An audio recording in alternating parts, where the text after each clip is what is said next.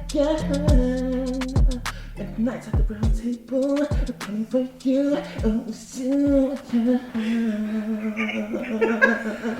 Wow. Welcome back to another episode of Nights at the Brown Table. Podcast for Pacific Islanders, just sharing our views and opinions and the lens through which we see the world. Welcome back, Lamah, Sila. Nice to be gathered again. How have you been this week? I've been good, but I do have an intro that I want to do. Did you want to introduce your names first? Oh yes, this is Sefa. I'm Sila. To the vast intergalactic space of the interwebs, it is I, your favorite songstress, seamstress, mistress, mattress, and now an actress in the fortress, Shalamah. The crowd goes wild. Wow. Well, I was ready to do that this whole week. I can tell. I'm impressed with the diction through which you express that. Thank Very you. good. Very good. Yeah, sorry, I just really wanted to add on to that. So now I'm an actress in a fortress. Wow. How did you come to that conclusion that you're an actress in a fortress? I just envisioned myself in a fortress, Wow, and because so I'm really good at acting, so it's it imaginary. just came naturally. So yeah. Beautiful. Wow. That fortress. Wow. Yeah. This evening, the topic that I have chosen to talk about is the push-up challenge. So for those who don't know, the push-up challenge entails 25 push-ups for 25 days, and each day you nominate a different person to participate. According to these posts, it is to raise awareness for suicide prevention, mental health, PTSD, and anxiety. And these posts tend to have captions or hashtags which ask people to reach out if needed. So the reason why I'm bringing this up is because there was a video titled "The Press Up Challenge Needs an Upgrade," which was posted by Mr. G Hoete Art on Facebook. Who is an amazing artist. He is. Yeah, Artist, he's like- Have you actually super scrolled good. through his? I love his Like as stuff. in Wow. paint, is he a painter, Yeah, he carpenter? does murals, Everything. a lot of stuff. Yeah, amazing artist. So he posted That's this video, and he talks about the need of an upgrade or an emphasis shift in this challenge. And he further explains how he will be taking this challenge by doing one push-up and reaching out to one family member or friend per day. And this challenge he poses comes from his own experiences, as he shares a moment where 5 years ago he was in this position and says, when you are going through depression, the last thing you feel like doing is actually reaching out. Very true. He emphasizes the importance of reaching out and commends those who have already participated in the challenge.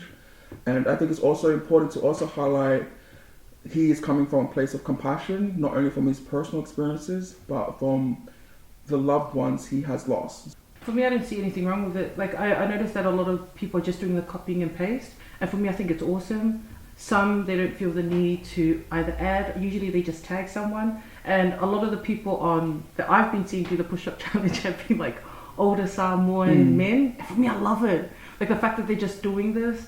A lot of them aren't used to vocalizing their own emotions or their own personal experiences. So for them, I'm just like, oh, I applaud you for even getting up there. But they've just been funny as heck with how they've been doing it at work. And I'm just like, I'm sure You're on the clock. which it is. I think Not it'll in work the in some other halls. You're on the work. You're on the dime. Right. You're on the Who clock right knows, now. your steel cap boots. And so like for me, I'm just like, I applaud them and their efforts. But I do love with, I can't pronounce his name properly, Hotiji Art. I love how for him, he's just adding more depth to it. He doesn't, take away from anything that has already been done, but I think he's just putting in more effective ways, elevating it to what we can actually do to help people. Like with him, like how he adds more weight to the challenge, it reminds me of the steps that were given with the Are You Okay Day. Step 1 is always ask, are you okay? 2 is listen. 3 is encourage action. 4 is check in. A lot of the time when people are going through mental health challenges, whether it's depression, anxiety, or if you feel like you're stuck in a bad place for too long, like he said, you don't ask for help. A lot of the time because you're just fighting it yourself. So I love how he said that for those, if you can see someone in there, reach out. And I know with me, like with a lot of people, a lot of the time when you are in those dark places, sometimes you don't want to answer the phone. And so for me, I think something that I love that my family and my friends have done with me is they will annoyingly, lovingly push me. Like they will turn up. They will call me, they send me other text messages, but something that I love that they do is just to ask, are you okay? And wait for an answer. Don't just ask you okay and then want to rush off. And the whole thing with listening and then encouraging action and then always checking up on them. And I think for me this week, that's something that I've tried to do more often. If I see someone or I feel like someone's not in a good place, I don't just ask them, I will follow up again the next day. Is there anything that I can do? How are you doing? Just to check up on someone. That's really helping with mental health awareness. No, I think you hit it right on the head. What I thought his video was going to be, because when you had first put it up in the chat, I thought it was going to be just someone else kind of ranting or preaching and being critical of something that I didn't think was that bad. I don't participate. Have I been nominated? Yes, I just hit it from my timeline. I'm not going to do it. Can the push-up just be like pushing up something while you're sitting? I'm pushing up by liking your post. And that's about... just push my hands up to the end. Praise the Lord. Praise you. Praise the Lord. Extra heart. That's what I mean. Like, I wasn't going to participate, but the internet can become so trolly where you're just so critical at throwing things. When someone's trying to highlight a particular need in the community and society, someone's always criticizing that voice, saying, oh, but what about all these other ones? I was like, well, then he wouldn't have brought it up if in the first place had this group of people didn't need it. But the fact that he did bring it up, it brings up more conversation surrounding the issue as to how we could actually help these people, practical ways. I think that's awesome. Like, and because there's been a lot of challenges. Like, one of the challenges that I've What's the worst one? The one that I've just been annoyed as hell with this week is when people are grabbing something from the back seat and then they hit the person in the passenger seat. Yeah. For me, I'm just like, that's like, I know. What challenge is that? It's like I think it's like a trend on TikTok or something. Is it raising awareness for You anything? sent the video. I just thought it was a single video. No. It's going around. And for me, I'm just like, that's next level disrespectful. So I noticed like a lot of ethnic parents, they would not take that crap. So a lot of the time they either swear or they hit the kid. Not that we promote violence, but for me, I'm just like, that's just so disrespectful. I don't find any humour in that kind of stuff where you're hurting someone else. I just don't find it funny. Right, I could not do that to my parents. No. I wouldn't even try. My dad would look at me. And then I would also get hiding. Yeah. So, my dad would look at me, flare his nostrils, and I would stop. So I am 29 years old, and my parents are still doing hiding. Whenever people say, what are your greatest fears? I'm just like, my father. Father? My mum. My father. My mum. Yeah. My mother's and my father's. What's a challenge that you've seen that's kind of crap? Kind of crap. Oh, I don't think there's been I don't think there's anything wrong with the challenges. I know it's trends, but I feel like it all started with the Coney thing. Do you remember that? Oh my! Yes, do not bring this up because I spent money on getting a Coney package. I remember sharing all this up. Coney was it 2012? 2012. In 2012. So he was a dictator, I think in Ghana. Yeah. Yeah. And it was like the whole promotion of war crimes. So he used to take children and turn them into soldiers, so like turning them into weapons of war.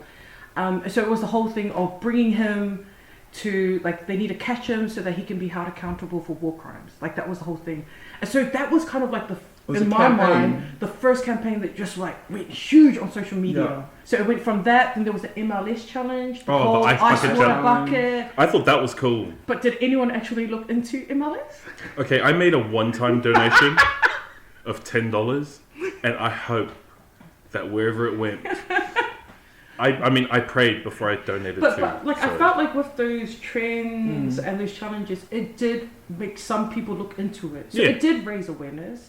Which is its goal. Yeah. But I feel like nowadays, a lot of the challenges and TikTok stuff and whatever, it is for clout. Like, people doing those things to hurt others and get a laugh. I'm just like, oh, you're doing it because you want to get famous, but you're getting famous off the wrong crap. So when I was looking into this, I had a few thoughts. One is that I'm all for anything that brings awareness to a topic or like a cause and whatnot. The second thought I had was, is a good deed still a good deed if someone posts a video with intentions of clout or gratification or whatnot? Because for me, it's like anything is better than nothing, right? Yeah. And which I went into this like rabbit hole of looking up moral philosophy. And then I'm still in that hole. Because any hole is a goal. No, exactly. The bigger question that becomes, especially with moral philosophy, is there such a thing as pure altruism? Altruism is doing something just for the sake of its goodness without getting anything in return.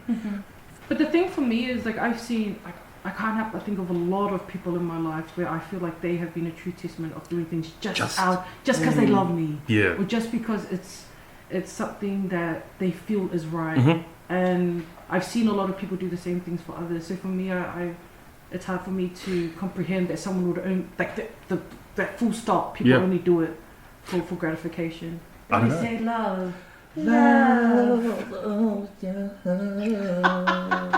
Say, not sing. Sorry.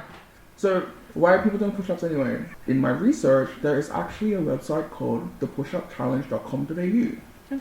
The push-up challenge started in 2018 and it aims to raise awareness of mental health in Australia.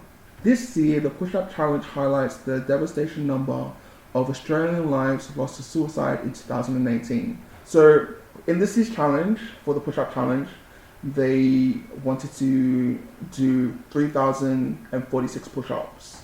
And that number comes from the amount of suicides Australia had in 2018. So I'm not sure if the 25 push-up challenge is the same as what this challenge on this website is, but that's what I looked into, and I think that's... Do you know what it reminds me of? The deviations of the numbers. It reminds me of the loom frenzy that happened. Because remember how it was a $300 buy-in, and then suddenly... How much did you get at the end? When people couldn't make their money back, everyone was like, hey, it's a 37.50 buy-in, because they just wanted to... So, to anyone who doesn't know what the loom challenge is, ask your... Do your giggles, please. So many people. Check your message request, because it's probably someone that you weren't friends with, but they wanted you to join their loom. It's probably in there. But next episode. I know.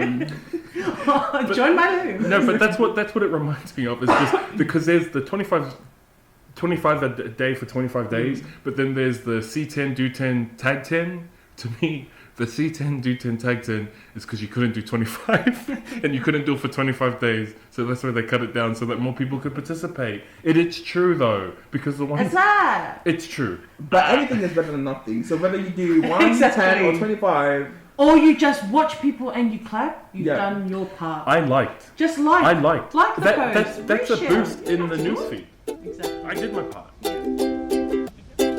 Just one taste and you'll be saying, I want my Dairy. I want my Dairy. Just one taste and you'll be saying, I want my Dairy.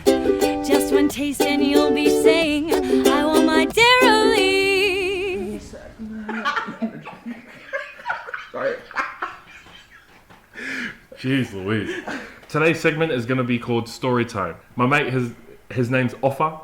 Is this his real name or have No, it's a changed name. Oh. Is he from some high town? Oh no, she. Leon. Jonah. Offa had a falling out with their mate, and it's not one that was confrontational. It was more of he said, she said, that sort of stuff. The issue is that this friend that Offa had a falling out with has become friends with the family, and so they're always around. Yeah, Rough.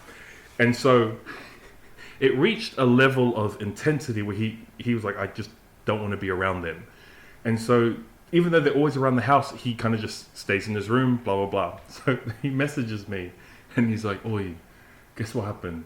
This friend was at their house, and they wouldn't leave, like they were around. So to avoid seeing this person, he had to piss outside his window." So my question to you is, what is the pettiest thing that you've done to avoid somebody? I'll allow 1 degree of separation. It can either be you or someone you know who actually did it. It can't be a story you heard So just of a to friend of a friend. avoid someone. Just to avoid I do it all the someone. time.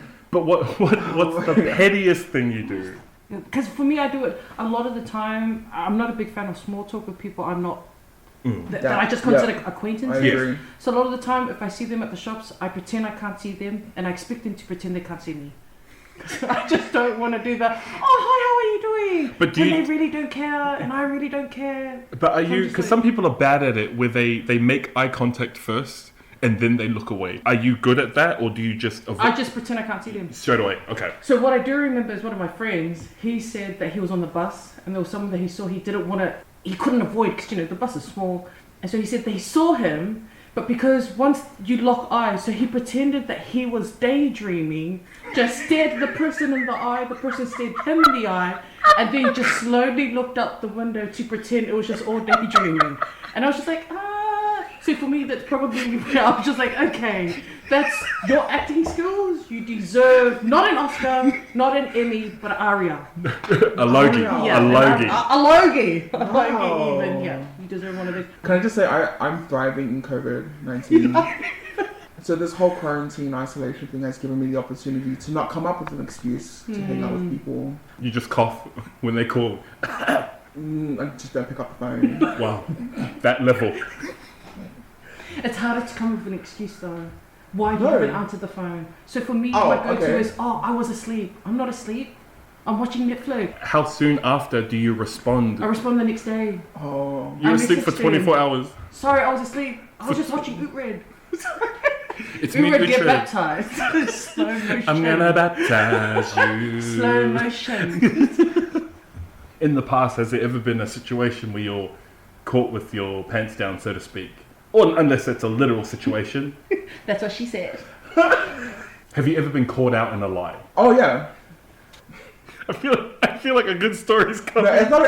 It's honestly, it's just super basic. Like it's nothing big. But there's times when I'll say I'm not home, but then my car's at the front. Have they called you out on it where they're like, I'm outside your house though. I'm in the driveway. I'm watching you right now from the window. You know, it's funny though. Close your because, curtains if you're going to be so sensitive. The thing is, when people usually knock on my door, I am not inside. So to give a visual of what my place looks like, I live in a granny flat and I have 2 doors, but they're see-through. It's like glass doors, yeah. right? So when someone would knock on my door, I'm usually in my room or I'm on the toilet doing a poo. One of those two. Honestly, it's one or the other. So I'm lucky in a sense when someone has knocked on my door, I just don't answer it. Just reach out. Even though, so my light, another visualization is my house is filled with so many colorful lights. So even though my colorful lights would be going off, my computer be on and my TV is up on loud, I just don't answer my door. Your stories sound sensibly evasive. I've been in a situation where I've tried to avoid somebody. I jumped over a couch, and now mind you, it wasn't in someone's house. This was in public. I was in a library, and I didn't want to see someone, so I jumped over a couch and I hid behind the couch like a cat. Who were you trying to avoid? Wow. The Lord. What was her name? Oh wow. What was her name? Let's just not dwell on details right now. That's not important, Sila. What's important At her. is At her. I hid behind a couch as a 25-year-old Grown ass man. grown, just not grown up. Just sat there for like maybe 2 minutes, 3 minutes, waited till the coast was clear, and then I ran to the nearest disabled bathroom. Us when we were kids, like my parents, like they did this thing where if we were home, we weren't allowed to answer the door. Oh yeah. So like literally people would come knocking on the door, we would turn off the TV and everyone would drop to the floor. We do that But when no one can see inside the That's house. missionaries. Yeah, no one can see inside the house. We would all turn off the TV, drop on the floor, and just like be quiet until they're gone. That's me. Missionaries. That's me as a 29-year-old man. No, just stop, drop, and roll. Is it for fire emergencies? So, funnily enough, my lights are all going off, and when someone knocks on the door and I'm hiding, and I just turn my lights off. Fade away. Fade away.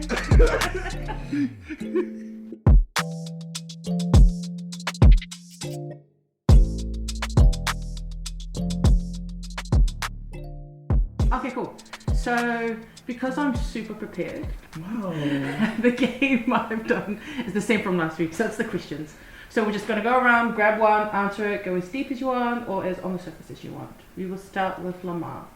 Here I go. I'm picking up the piece of paper. I have it in both of my hands and I'm nervously excited to open this. And here I go. I'm opening it up right now. The question is, where's the next place on your travel bucket list and why? Oh, this is a great question. Next place I have in mind would be Iceland. But I know I won't go there. I would love to go there like next, but I'll probably end up going to America next anyway. Mm-hmm. But Iceland is definitely on the top of my list. Have you seen Iceland? Yeah, It's beautiful. some pictures and stuff. Yeah, I do have a mate that lives there, and he's an amazing photographer that I met in Africa. And I would just love to go see the landscapes and just be in nature. Can you see the Northern Lights Yes. from there? Oh, I Yeah. thought it was just Norway. Yeah. So, actually, there's two: Iceland and Switzerland. To see the Northern Lights or just on your bucket list? So the Switzerland, for Switzerland, I would love to go see the Alps. Mm-hmm. I would love to get married there. Applicants, please apply. I already got too many. Oh. Must be nice. Question. What personality traits do you share with your relatives? People who know my siblings, so the oldest and the youngest don't really share this personality trait, but me and 5 of my sisters are quite talkative, loud. So, how many siblings do you actually have? I'm one of 8. And so my younger brother and my oldest sister aren't very talkative, but everyone else, me and 5, are very, very loud. But the thing is, though, they're different kind of loud. I'm loud wherever. That's just me. But the other ones are kind of loud just amongst us. And then they won't really act that way elsewhere when we're around even extended relatives and other social gatherings and stuff. They won't talk like that. But at the house, man, their partners just kind of get their plate of food and go sit in the living room while the rest of us just dish. We dish while we're eating. Roast dish. Roast dish on whoever didn't show up today. I did. And then as soon as one by one leaves, roast the one that left first. My one is, what's the scariest thing you've ever done and why did you do it? So apart from my dad being one of my greatest fears, my other fear is I have this huge fear of heights. And so my cousin, who's also my best friend, Mua, shout out! She always tries to push me and encourage me to face my fear of heights. So one of the things I did was, I know it might be wrong because it might be animal cruelty, but I rode a camel, I rode an elephant, I did zip lining. Where'd you go zip lining? We went zip lining in Gosford, Newcastle area, the treetops. And so for me, like, my fear of heights would usually put me in a sweaty mess, like literally. So a lot of the time when I do those things, you just hear my mouth go off because I'm screaming and my eyes are closed. But I've noticed that as I've kept pushing myself, the fear is still there. So I don't understand when people say face your fears, it goes away, because they're still here. I'm still a sweaty mess. Wait. So for clarification, like riding a camel, the height between you on the camel and the floor. I was scared. Why do you have to make that scared. distinction, Lamah? No, because I was Leave her alone. thinking, So like, for me, I don't know how tall it was, but it was to me it was super high. I mean, I was scared of riding a bike. That's how irrational my mind goes with the whole thing of heights. It's a thing of no support or whatever, and then like literally I'm dripping. Because sometimes it's like that for water. Like if I can't see, I get panicked, even though there could be like there's rocks nearby. I'm not even drowning, but I'm panicking because I feel like there's something under the water that's gonna bite my booty. Yeah, it must be nice. Okay. So did we want to do another round? Yeah, one more round. One more round. Here we go. Grab another piece of baby. A baby. I'm opening it up. This is easy. Would you say you're more of an introvert or an extrovert? Introvert, extrovert, doesn't matter. Introvert, extrovert. Actually, an extrovert. Introvert, yeah. Okay, carry on. It's like, what did I just witness? It was a jam.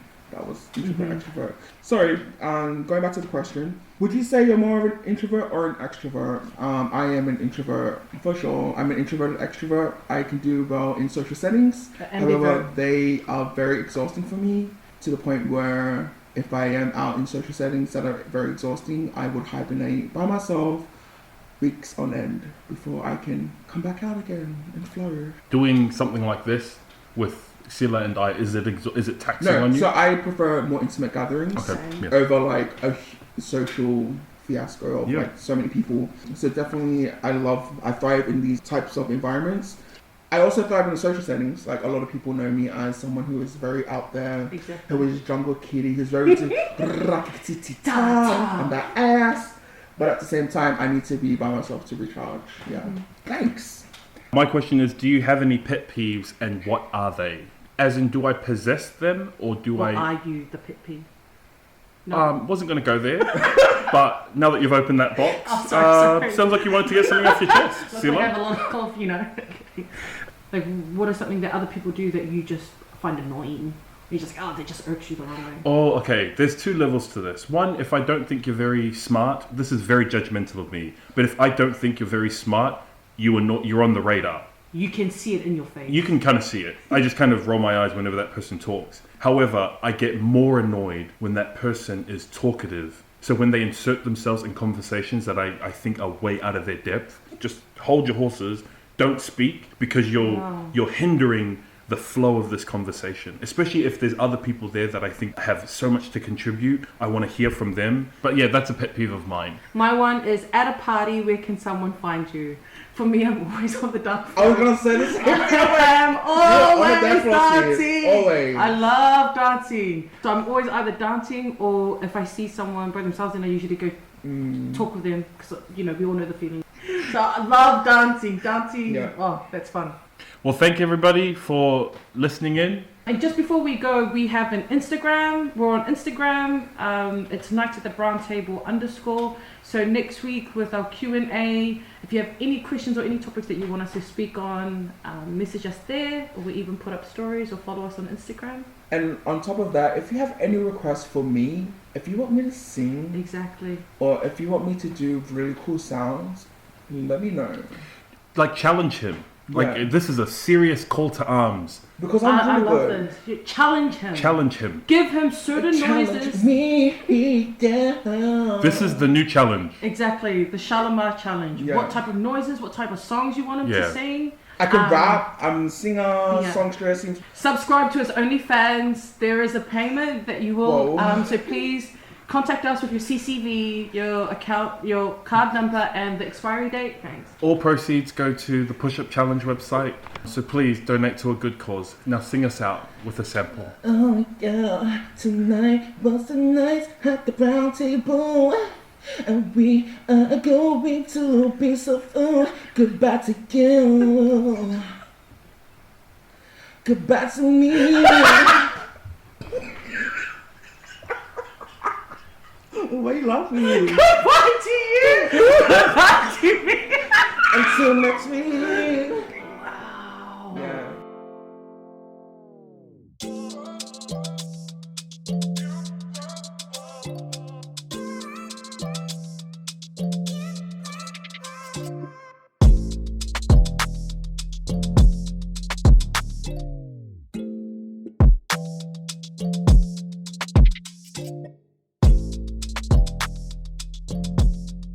I'm always in awe of you. I know. Me too. Yay! Sometimes, honestly, though, sometimes like, why was I blessed with so much You talent? are God's favorite. I am Seriously, serious. you are. Embrace that. Have you seen me do a prayer before? Have you heard me do a prayer before? Yes. You blessed me last time we came. No, he doesn't. He doesn't bless anyone except himself. Yeah. It's a powerful prayer. It's a conversation. It is. That's exactly what prayer is. Yeah. Yeah, me, my daddy, and my brother is up there too. Cuphead. Cuphead. Wait, is that finished? Are you still recording? Oh my god! Wow! I thought this was over.